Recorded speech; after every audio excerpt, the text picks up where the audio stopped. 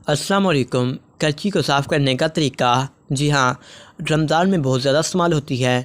रमज़ान में कढ़ाई इतनी इस्तेमाल होती है, ये बहुत गंदी हो जाती है, तो इसे साफ़ करें आसानी से। ये आजमाई गई टिप को अपना कर रमज़ान में हमारे किचन में सबसे ज़्यादा इस्तेमाल होने वाली चीज़ है कढ़ाई। उर्दू टिप्स बाय अदील, क्योंकि रोज़ाना रोल, समोसे, पकोड़े सब ही फ्राई आइटम इसमें फ़्राई किए जाते हैं। इसमें ये कढ़ाई बहुत गंदी और चिकनी भी हो जाती है।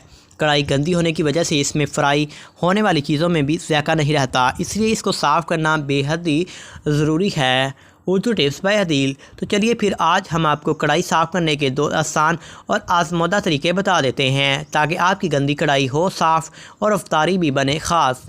गंदी कढ़ाई साफ़ करने का तरीका। सबसे पहले तरीका तो ये है कि कढ़ाई को पानी से धोकर 1 या 2 अदद लीमू लें और लीमू पर खाने का सोडा लगाकर इससे कढ़ाई मलें और कुछ देर के लिए छोड़ दें। फिर इसे अच्छे डिश वाश से रगड़ कर धो लें। लीमू चिकनाई काटेगा और बेकिंग सोडा गंदी को निकाल फेंकेगा, तो ये टिप ज़रूर आजमाएं।